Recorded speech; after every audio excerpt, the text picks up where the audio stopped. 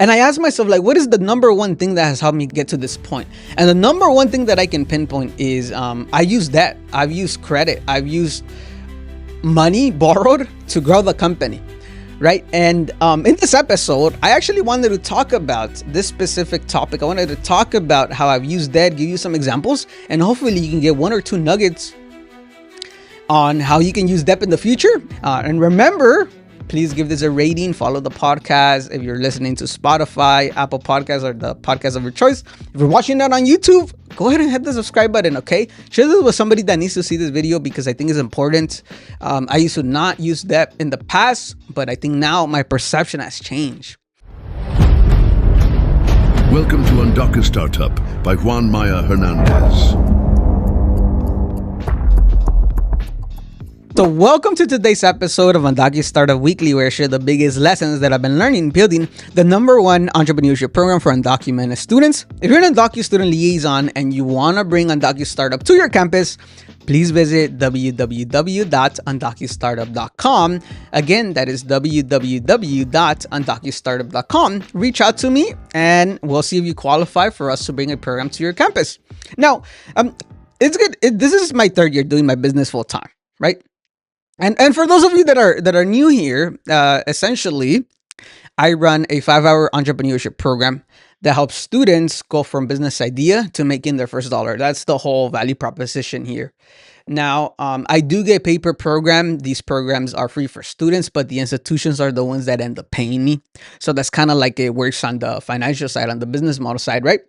But I am taking a look back at like when I first was doing this as a side hustle in 2023 to now it's 2026 and it is my full time. And I asked myself, like, what is the number one thing that has helped me get to this point? And the number one thing that I can pinpoint is I use debt. I've used credit. I've used money borrowed to grow the company. Right. And in this episode, I actually wanted to talk about this specific topic. I wanted to talk about how I've used debt, give you some examples, and hopefully you can get one or two nuggets on how you can use debt in the future. And again, these are just my experiences, and that's what I've always wanted to do. But transparently, I've used debt, I've used credit to grow the business. Right. Now, the first way that I've used credit and debt to grow the business is every single time I've had a cash flow problem. When I first did this work, they paid me 60 days after I had completed the service, right? They paid me within 60 days after I completed it. So you can imagine, I landed my contract, I do the stuff, and now I am running into problems where I'm gonna get paid until net 60, right? And that's how some clients end up working. But it leaves me in a really, really, really sticky situation. And at the beginning, it's not an issue, right? Because when I was doing that as a side hustle, it doesn't really matter, right? Because I have my full-time job. But when you're doing it full-time, that's when it starts mattering. That's when it matters the most. So one of the very first ways that I've used this is for pitch competition prices. You know, we have a pitch competition at every program at the end, or at least every single program. And sometimes I got to give students money. And sometimes I also bring speakers, other entrepreneurs, to speak to the students. So you can imagine somebody pays me 60 days after the program, but I do have to pay some of these students for their pitch, and I also have to pay speakers. So I've used that credit in this example to sort of manage that amount of money, right? So I always ask my speakers, send me a payment link so I can submit the payment faster. Some of them have told me, can you send it through Zelle? Can you pay me in cash or in other ways, right? But I tell them that that's going to take a lot longer because I understand that my contracts might take a month or 2 months to pay me, right? So that's the first way.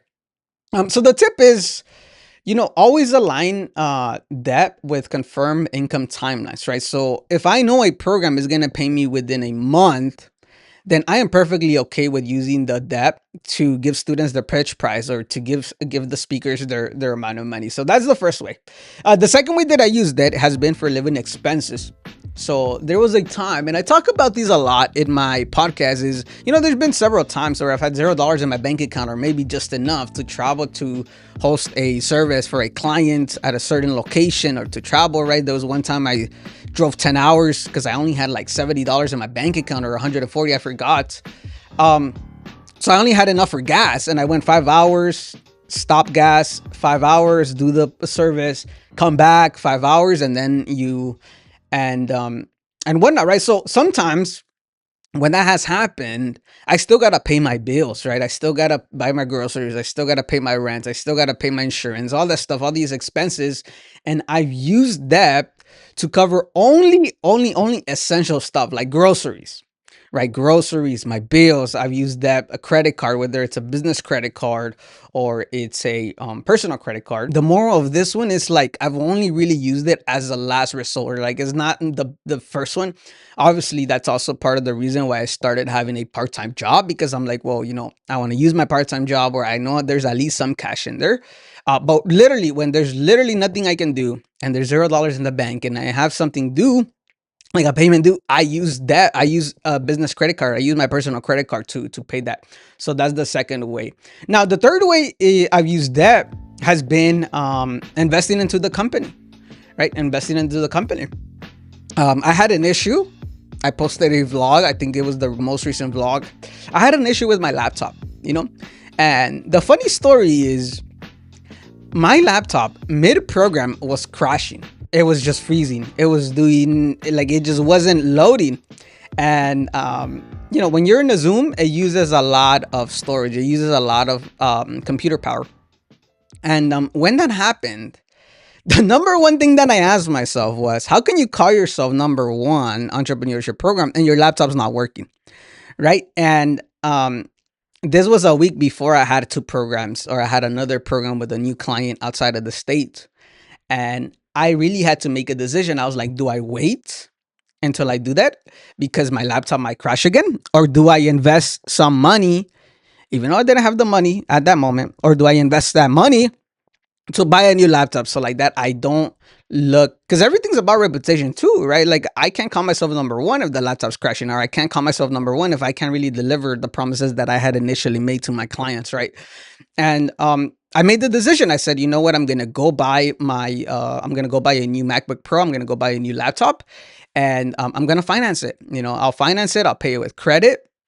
And then once my bigger contracts come in, then I am able to just pay that off really quickly. But I made that investment because I knew there's going to be a return, and I knew that my business relies on that equipment, right? Had I made that investment, if it's something that I wanted, like a luxury item or all these things, no. But I saw it as an investment, right? Like this laptop, could give me 10x, 20x, 30x return. And a lot of the work that I've been seeing lately is like, it's been a mixture of going in person and virtual. And I don't want to run into this problem ever again, right? Because again, everything's about reputation. So I've used credit to buy new equipment. I've used credit to buy my banner. I've used credit to buy certificates. I've used credit that I'm going to give to the students, So whenever it comes time to investing into the business, I don't think twice about using debt or using credit to get a new laptop or get new equipment, because I know there's going to be a return, right? So the biggest tip here is like, you want to invest into things that you always use. And for me, most of my work when I'm not doing the programs is just calling, marketing, using my laptop to edit these videos, to post the podcast, to interview people, talk to people. I need my laptop and I need Wi-Fi, right? Those are the most important tools that I use with my business outside of everything else. So it was worth an investment. Now my last laptop was from 2020, and now I bought the newest one, the 2026 version. But I see this investment as helping me within the next 3, 4, 5 years. And if I had not made the investment, I could have gone, that same issue could have happened again.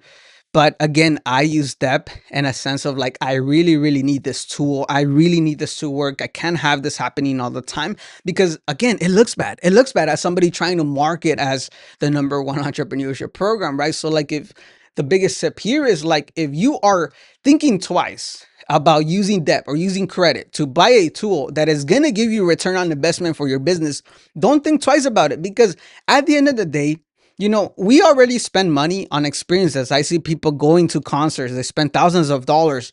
Why would it hurt?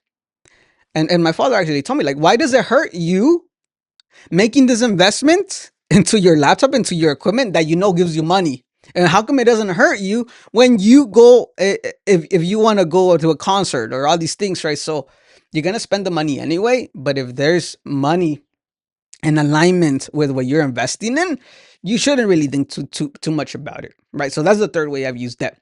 And the fourth way I use debt is to travel, right? Last year I did a program around the Merced area, and again, I knew that the contracts were gonna end up paying me a month later, after I would do the program. But I needed money for the hotel. I needed money for the expenses. I brought an assistant. I wanted to pay her for her hotel as well because she was helping me out.